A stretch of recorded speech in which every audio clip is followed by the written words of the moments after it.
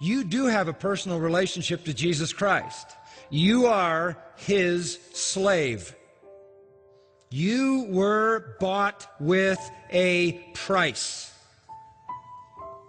There is no more defining expression in terms of what it means to be a slave. It means to be owned. I would like to invite you to become a slave of Jesus Christ. I would like to invite you to give up your independence.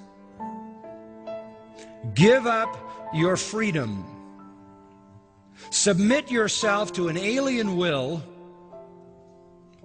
Abandon all your rights. Be owned by, controlled by the Lord. That's really the gospel.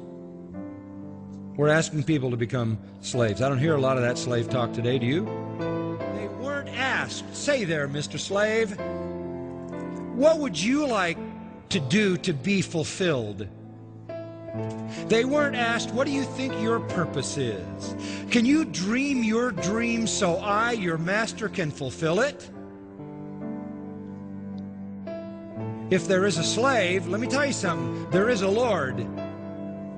If there is a slave, there is a master. If there's a master, there's a slave.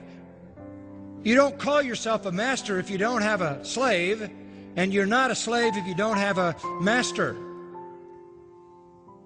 That's why the New Testament never even bothers to defend the idea,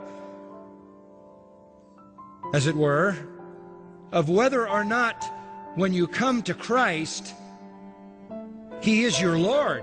That is patently obvious. When you confess Jesus as Lord, you are at the same time confessing yourself as slave.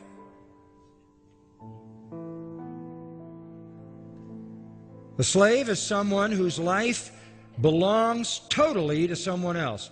Absolute ownership, absolute control, absolute subjection, absolute obedience, absolute loyalty, absolute dependence.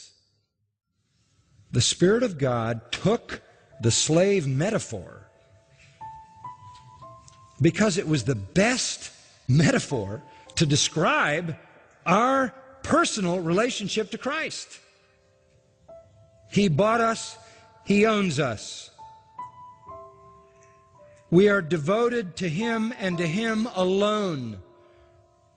To be obedient to Him at all times.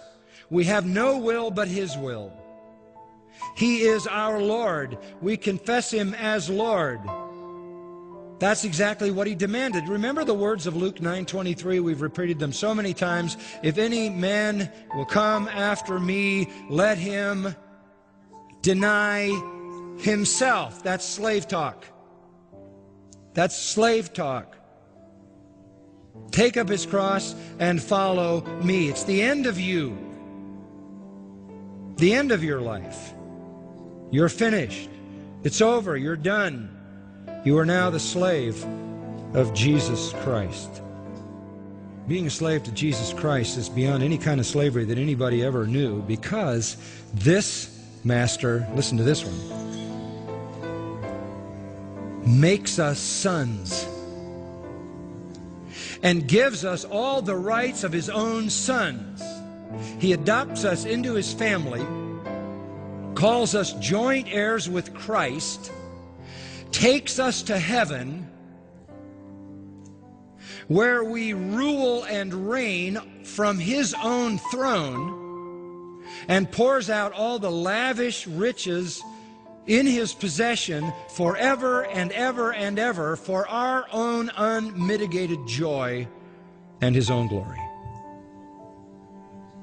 Who wouldn't want to be a slave under that master?